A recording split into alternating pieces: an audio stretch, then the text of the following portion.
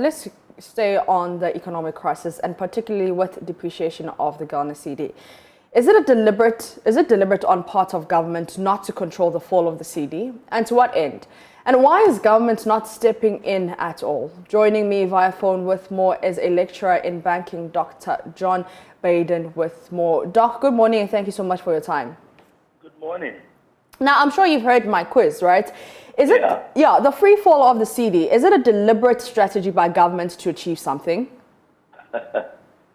Well, I can't say that for a fact, but that can be a possibility. Okay, so that can be a possibility because to what end? So what are they trying to achieve? Well, we know that sometimes the government let the cedi tanks or the cedi depreciate so that they realize more money at the ports. Okay. Especially when their kitty is dry, when they need more money or when they are in distress. They can let the cedi tank. Because see, if the cedi depreciates, there's always a marginal increment in duties. I mean, the revenues increase on a daily or even by the hour. As anytime the rate changes, the next containers or next goods that must be cleared attracts a new value.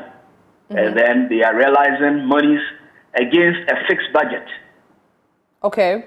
So in no time, then they would have probably had the money to take care of their fixed budget. The budget is fixed, but the revenue becomes variable. It changes.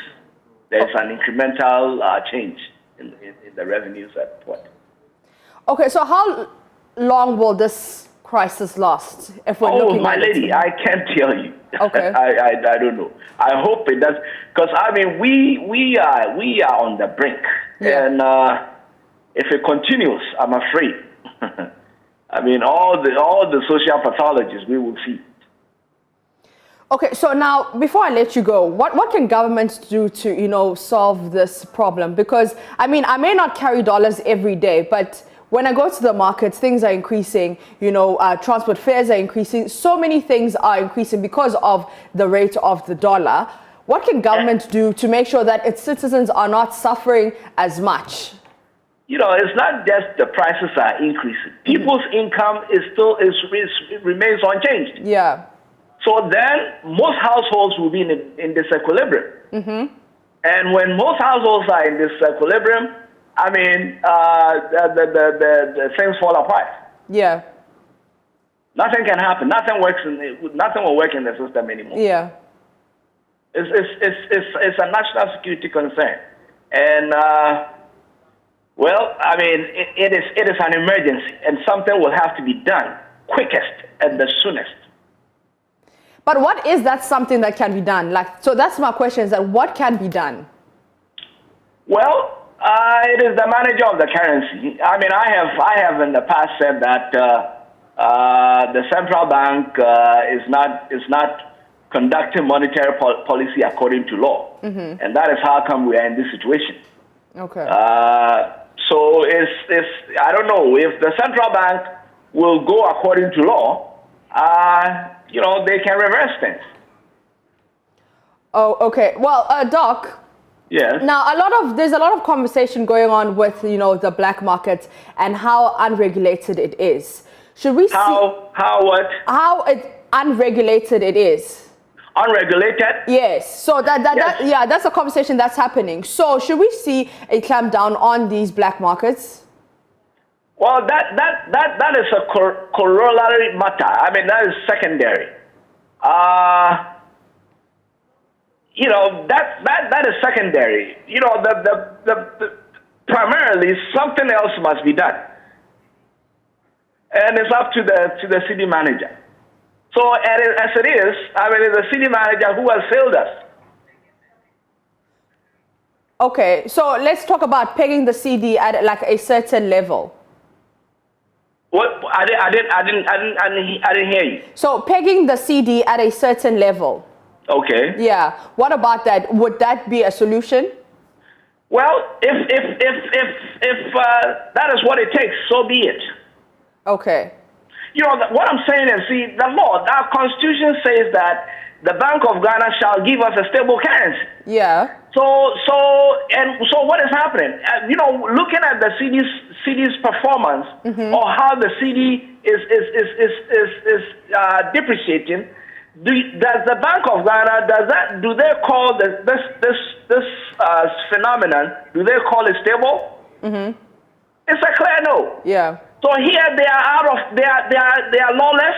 Yeah. And they are out of line, and they have let us down.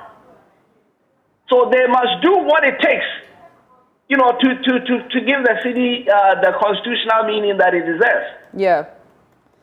So, Doc, we've spoken about the citizens, and you said that, I mean, salaries are still at the same place, so that means households will suffer. We've spoken about market prices, but now let's talk about the banking industry and how this will affect them. Well, that can affect banks, because, you know, banks thrive in a prosperous environment, or in a prosperous economic environment. Yeah. So when the environment is distressed, banks are likely to also go under, because there will be a lot of loan losses, and they can deposit. I mean, now, I don't remember the last time I even went to save in the bank. Yeah. A lot of people can save. Yeah. And banks need, you know, our deposits so that they can transform the deposits into, you know, profitable ventures or assets. Are you with me? Yeah. Now, so if this situation is not good for the banks, I'm afraid.